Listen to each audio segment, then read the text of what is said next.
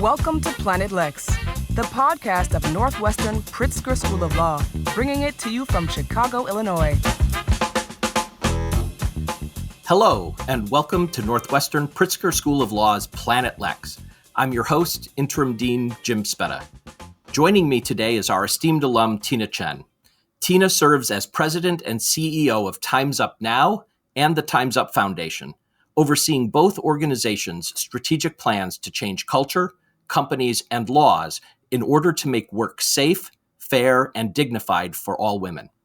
A former assistant to President Obama, executive director of the White House Council on Women and Girls, and chief of staff to First Lady Michelle Obama, Tina has long worked to advance gender equality, particularly for working women. At the White House, Tina spearheaded the first ever White House Summit on Working Families and helped form the White House Task Force to protect students from sexual assault. Prior to taking the helm at Time's Up, Tina was a lawyer specializing in workplace culture, advising companies on gender inequity, sexual harassment, and diversity. As I said, she's our alum and was awarded the law school's Dawn Clark Netsch Public Service Award in 2014. Tina, thanks so much for joining me today. Oh, I'm delighted to be here. At Time's Up, the mission is to create a world where everyone is safe and respected at work. I know this is probably not a short question, but what in the work of your work and the work of the organization constitutes a safe, fair, and dignified workplace? Well, it is a big question because it's a big goal. But, as you may know, Time's Up was formed, about 3 years ago, in the moment, in the wake of the Harvey Weinstein reporting around the sexual harassment and abuse that occurred in Hollywood, and a lot of Hollywood women very spontaneously coming together, first to share their pain, because actually they did not know that each other had had these experiences, but then very quickly to kind of turn that pain into action. And to their credit, not just for themselves or for their own industry, but they were very concerned about what could they do for low-wage women and women in other industries. There was a remarkable piece of outreach from the Farm Workers Women's Alliance that posted a full-page ad in the New York Times that wrote a letter from the farm worker women to the women of Hollywood saying, we see you, we share your pain. It wasn't sort of a, how dare you, women of privilege, talk about this. It was a outreached hand of sort of sisterhood and working together that was quite remarkable. And I was in the room in Los Angeles, when that letter was read to these, a couple hundred women from Hollywood, and it was incredibly moving. And that just redoubled everyone's commitment to build something that would help women in every industry and up and down the wage scale. And so our first initiative, which I helped put together, was the Times Up Legal Defense Fund, was the first thing we created. Before we even knew we actually needed a Times Up advocacy organization, we created the Legal Defense Fund, which was famously launched, on the red carpet at the Golden Globes. And it was intended to really create access to legal services and to PR services for survivors of sexual harassment when they come forward. It's housed at the National Women's Law Center. But, we didn't want to just deal with the aftermath of sexual harassment after it happens. We really want to work for a world where it doesn't happen in the first place. And that's why the mission is to create safe, fair, and dignified work for everyone, because that's what you really need. You need workplaces that are fully inclusive of women and LGBTQIA and BIPOC, disabled workers up and down the wage scale, where there's, fair pay and promotion practices, where you have inclusive practices around hiring, and you have equal pay, you have, things like paid leave, and address the structural barriers that keep workers from succeeding in the workplace. And you have, a culture of respect. How do companies operationalize this massive amount of change that you're talking about? Well, you see companies starting to do it already. When Time's Up was founded, I was already in a private practice, having left the White House, obviously in January 2017, and took some time off, and then joined Buckley. And at Buckley, they allowed me actually to create a practice called Workplace Cultural Compliance, because even before Harvey Weinstein, I had seen companies in the work I did at the White House on a working families agenda, that there were many companies who wanted to do things like figure out how they were doing on equal pay for women. And oftentimes it was the lawyers telling them, oh, no, don't do an equal pay study because we don't want to generate any bad evidence for an equal pay problem. And I thought that there was a practice there to actually help companies do the right thing as a lawyer and help advise them. And turns out that practice was booming.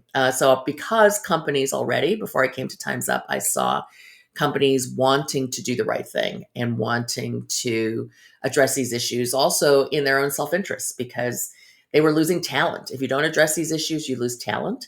The bankruptcy of the Weinstein companies, the crisis the CBS companies went through, kind of showed you there's true enterprise risk if you don't address these issues. I was helping to advise companies do that. Some of it is make sure you've got best practices around policies. And since this is a lawyer audience, we can have a whole conversation about policies that are just at the legal limits of the law or go beyond, which they need to. You can have, better training. You can have better ways of making sure you are conducting, bias-free interviews and hiring practices, how you evaluate folks, how you create spaces for your employees to raise issues safely, without fear of retaliation. Definitely putting in investigation policies and practices that are fair to all sides and are, conducted professionally. So there's a whole range of growing practices. But I'll be honest, Dean, we also have to admit that we don't know everything that works, right? We actually have been at some of these issues for decades. And we see the numbers, are still the paltry numbers of women in the CEO spot. So we also have to recognize that we may not know what works. And that's why I was excited to take the job at Time's Up when I left the practice to come on board as the full-time CEO in November of 2019. Because at that point in time, Melinda Gates and her Pivotal Ventures had made a foundational gift to us to create an impact lab to actually do research, whether it's economic research or more data gathering, to kind of start to look at and develop what are the new things we need to have new approaches to address these issues. I'm so intrigued by that because, of course, the law school is a business itself, a nonprofit business, but we're an organization that has some of the same challenges. And I agree 1,000% with the observation. We don't know everything about what works. I'm intrigued by the idea of the research you're doing, and how do you set metrics and evaluations for the work that you're doing to see whether something is moving the ball in the direction you want it to be moved or not? Well, certainly when we talk with companies and work with them, representational numbers are an easy starting point, both within an individual company and then I think actually across the entire economy. How many women do we have in the C-suite, which we know is at this point, the Fortune 500, I think is at about 6.5% to 7% women. Up until a month ago, I said that there were 0 Black women in the Fortune 500. And now we know, especially for those of us here in Chicago, there's now a single Black woman in Roz Brewer, who just got appointed CEO of Walgreens here. Those are pretty thin numbers for 2021 and doesn't represent a whole lot of progress over time in the last 20 years. So certainly I encourage companies to look at those representational numbers and not just in the aggregate. It's not enough to say my workforce is 50% women. If all your women are in the, junior positions versus the C-suite positions, you need to look at them in each different category that you have that's relevant. You can do equal pay studies. You can, look and see what your hiring classes look like. Lots of companies realize they may not have a pipeline issue because their incoming class, a lot of law firms actually realize that their incoming classes of associates, since, as the graduating classes of law schools have been 50-50 or nearly so for now quite some time. And so incoming law school law associate classes are similarly 50-50. And yet over time, there's a huge drop off. And you have continuing, the dial on the number of women equity partners in large law firms has barely inched up, a point or two in the last decade, literally. And so we're losing folks along the way. And that tells you there's a culture problem. Something's happening, whether it's compensation, whether it's microaggressions that happen to women, whether it's a lack of inclusion. So that you need to look at that all. And then on a macro level, what we're doing at Time's Up is I was really pleased to come here in part because Melinda Gates made a foundational donation to Time's Up to create an impact lab to do research. And one of the projects we are now doing, which we imagined really at the start of the pandemic, was something we're calling Time's Up Measure Up, which is to measure really whether the policies that are now getting implemented to help the economy rebuild is really benefiting low-wage women of color. We have documented already that Black and Latinx women have borne the brunt of this pandemic and economic, recession. And, we're going to keep measuring it for the next 3 to 5 years to see whether they are really benefiting from the recovery. I'm also intrigued by the reference you made twice now to pay studies. And the reference in the first time was to the legal effect, right? We think of the law as a tool to fight discrimination, but you also mentioned that perhaps the legal mindset stood in the way of examining internal practices. How do you square the circle, and what do you see the role of the law is among the other tools to be brought to bear in companies, in culture, in public policy? Again, another very big question. Well, yes. And I say this, having spent most of my career as a litigator and as a practicing lawyer. But I have to say that in this instance, I've seen the law often become much more of an impediment than a force for change. So let's start with equal pay, and then I can also talk about sexual harassment. On the equal pay front, although, it's been something like 50 years, since the Equal Pay Act was enacted, we still stubbornly have, at least on the average, an 80 cents on the dollar the average woman makes to the average man. And when you do it by Latinx and Black women, the numbers go way down. And part of that, I believe, is that, we aren't looking at really studying what are people getting paid, because you can't fix a problem that you cannot see in detail. And a lot of times what would happen, and I had companies tell me this, we did something called an equal pay pledge at the White House. We actually could not pass once we lost Congress in 2010, we were unable to actually pass the Paycheck Fairness Act or other federal mandates that would have helped with equal pay. So we did some voluntary work with companies. And one of the things we did was we brought them in and we said, well, will you take an equal pay pledge to do the work within your company? And a lot of companies stepped up to do that, which was terrific. But they did express to me a concern that it was their lawyers who said, don't do an equal pay study. So long as we don't know it, there's not evidence out there that proves that we have an equal pay violation out there, right? Not exactly what you want to hear. In addition, sexual harassment I use all the time as an example. Because here's the thing, Jim, it's literally been over 30 years since the Meritor Bank case made sexual harassment unlawful as a matter of federal Title VII law. 30 years.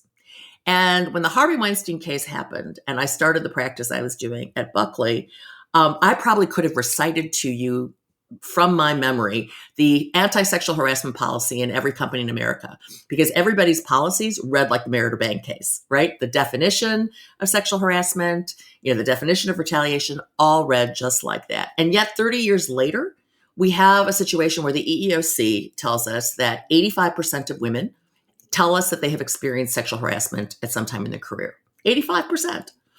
And that is because one of the things I believe has been a problem is the legal definition for bad behavior, which was the only thing that was policed, is really low, meaning there's a lot of bad behavior that is not strictly illegal, that is not strictly defined as sexual harassment. And we know that the Supreme Court has not been kind to the interpretations of what constitutes a pervasive hostile work environment. So that standard of behavior that would be legally permitted as a matter of Title VII law is a really low bar. And I tell clients this all the time. That is probably not the bar for behavior that you really want in your company, right? You don't really want somebody who's bullying and is an equal, it is a defense. I said this once actually and when I was speaking to a bunch of employment lawyers, and I said, it is the case that so long as you are not bullying somebody on the basis of race or sex, you're okay. So if you bully everybody, you are okay. And you have not committed a Title VII violation. And the employment lawyers came up to me afterwards and said, you are right. It is actually the defense that we use. Oh, he wasn't bullying them because he's a sexist. It's not a sex harassment violation. He just bullies everyone. And that's why you have these workplaces that are just toxic for everyone. And I think that's why I think you see employers realizing it's sort of not, even though it might be legal, it's not the workplace that I want. Another example, under federal employment law, bystanders aren't protected. So if you speak up for your coworker who just got raped by her employer, her boss, and she's too traumatized to speak out, and you report it, you could be fired. And your employer has no legal penalties under federal law for firing you and retaliating against you. So it's no wonder that people don't speak up, that there is a culture of silence that has grown up around the issue of sexual harassment. That's sort of what the cover was blown off of when the Harvey Weinstein moment and the Me Too, sort of all of these thousands of people coming and using Toronto Burke's hashtag Me Too happened. And part of that discussion is on the importance and indeed the necessity for the kind of allyship and the kind of cultural collegial self-defense, for lack of a better term, that you're talking about, and is not protected by the law. Absolutely. I mean, that's why I say to companies, don't start with what the law requires you to do. That's sort of the approach that we lawyers will take. This is all you're required to do, so you don't have to take more on. Start with what's your values as a company and what you want to be represented. You can't represent yourself to customers as a place that is inclusive and we're building a better world, and that's what our product is all about, if you're not treating your employees that way internally. And once you've defined what those values are, then flow your HR policies from there, right?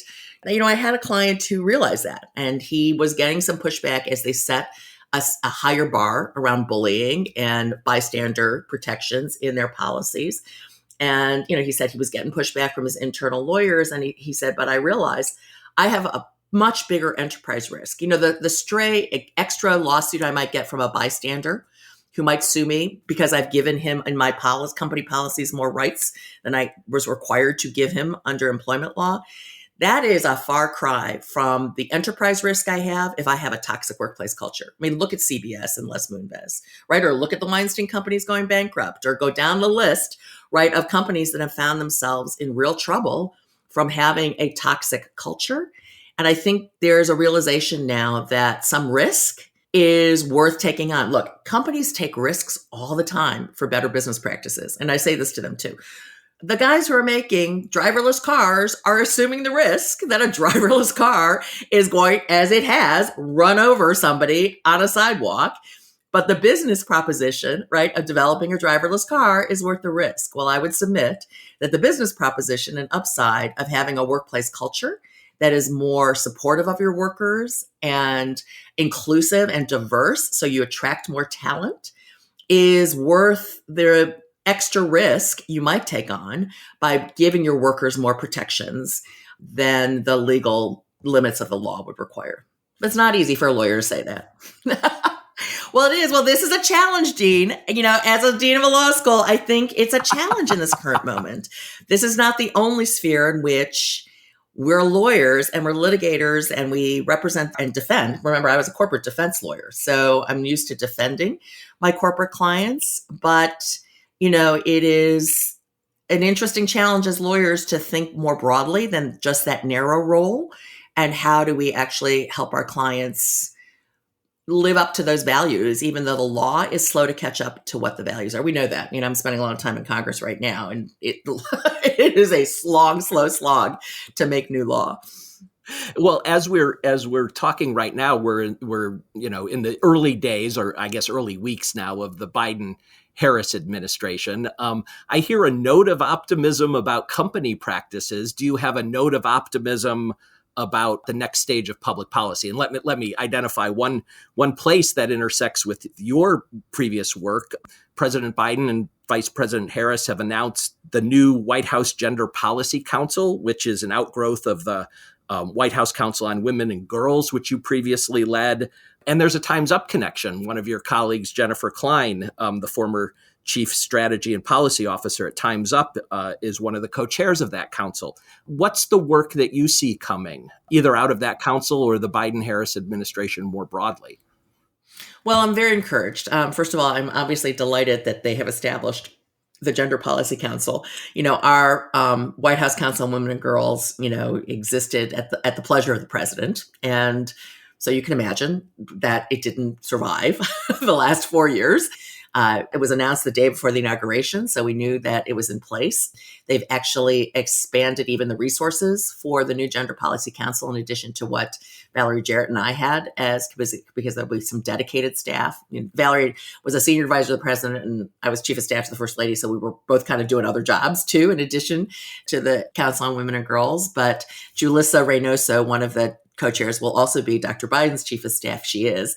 But Jen Klein will be full-time on the Gender Policy Council, and there'll be some additional staff joining her. So that's a first step. That's a huge first step. I am really happy that they kept the model that we had, which is to form a council within the White House rather than a separate policy office. And what was important to us there that they have continued is you need to make sure that every cabinet officer and every other White House policy office recognizes that they have responsibility for women and girls. Department of Defense needs to address military sexual assault, right? Department of Transportation needs to address, for example, human trafficking on our public, transportation modes. And you don't want to set up, a White House office of women and girls where everybody at the cabinet table just sort of looks down the table at them, as opposed to assuming that responsibility. And so that's what I'm pretty sure I know that this council is going to do. And, the biggest crisis that is facing American women and workers right now in this very moment at the pandemic is caregiving.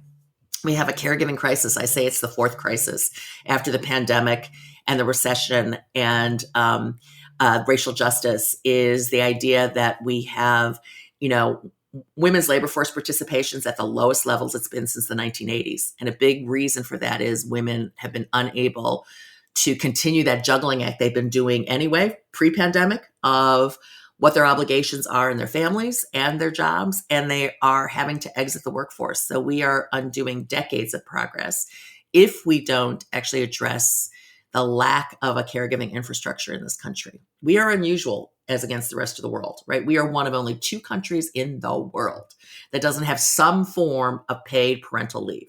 We've got nothing. Like Saudi Arabia actually has like maternal paid leave. Right. So, we have for too long in this country just made the assumption that caregiving was like on the worker, right? The worker just had to figure it out themselves. Employers didn't think it was their job. Public policymakers didn't think it was their job.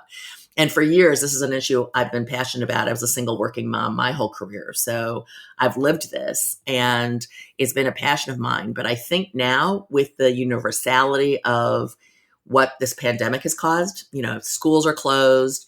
People are working from home, so they see what their spouse is going through.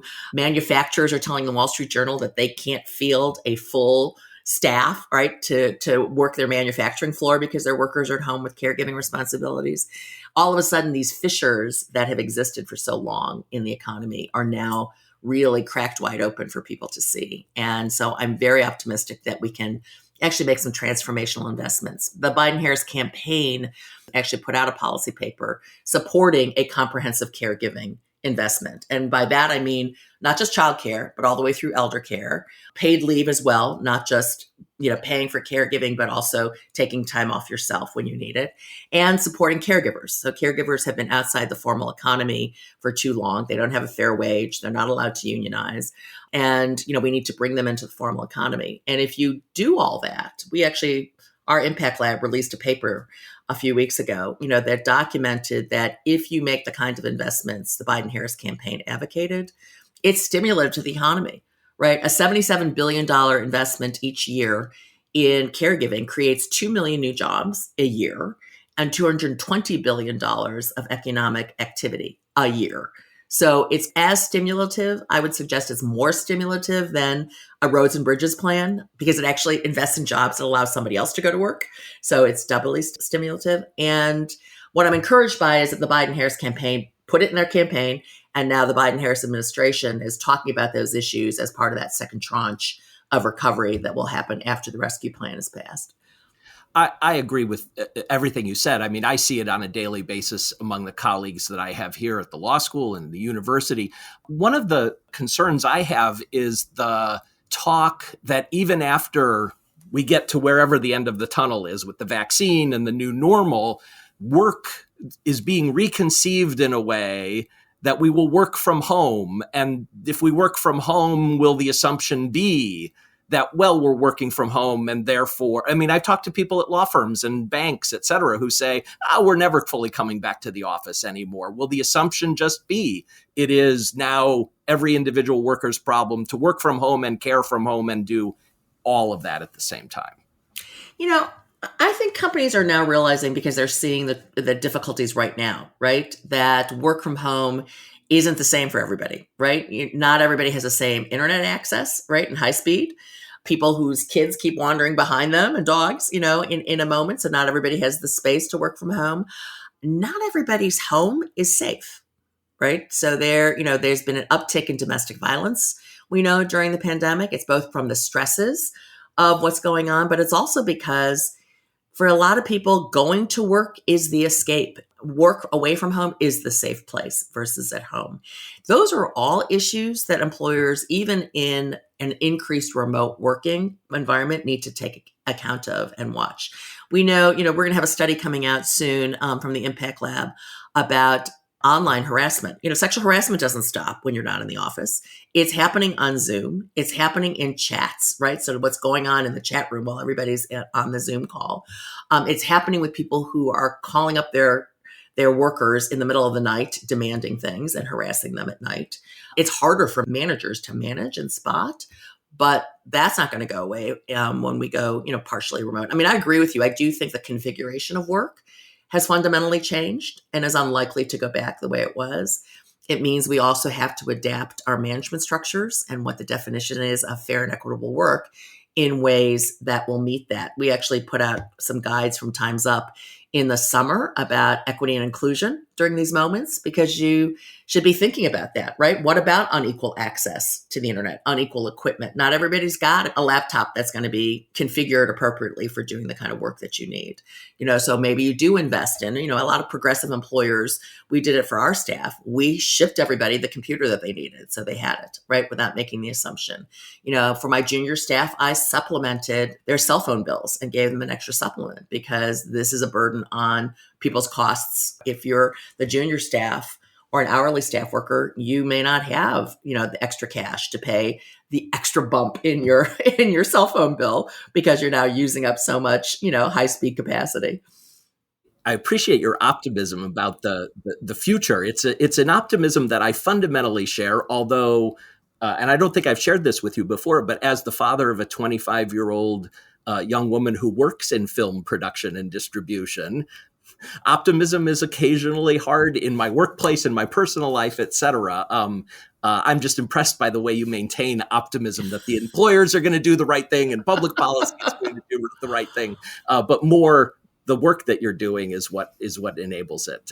It's just amazing stuff. But the optimism is I mean, how do you fundamentally maintain that optimism as you look at the next generation of work? Well, it's a good question, because I've been at this a very long time. So I'm an 84 grad of the law school. So I don't tell you how long I've been out doing this kind of work, and having that long span to reflect back on.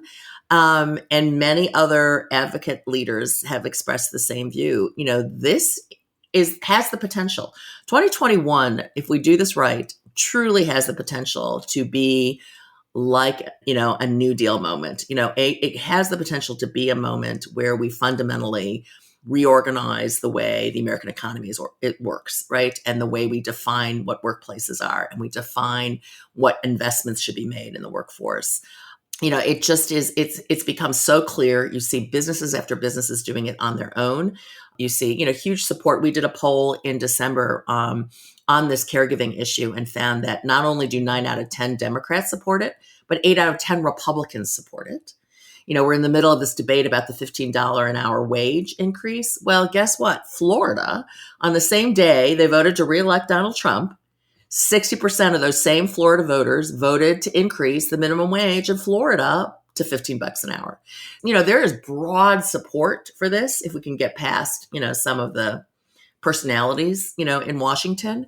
And I do believe that companies increasingly are seeing the self-interest in it. It's not only attracting talent, but, this millennial generation that is the purchasing power right now are paying attention to the values of the companies that they purchase goods and services from. That's why everybody jumped on the bandwagon around Black Lives Matter in the summer. But it's also a savvy buying public in which just saying something nice is not going to cut it. They're going to start watching what people do with how they're spending their dollars. Where are loans being made? Are they being made in low income, neighborhoods? What does the diversity statistics look like, in a company, in their leadership? How many women do they have on their boards or not? Goldman Sachs even, right? Goldman Sachs just announced they're not going to take any company public, through Goldman Sachs unless they've got a woman on the board. Okay, that's kind of new. And you see that, happening even in the investment banking world. So that's why, I'm optimistic. It's a little less that I think people are. I do think there's an element. Let me backtrack a little bit. I do think there's an element of people wanting to do the right thing, thinking about their sons and daughters as they watch.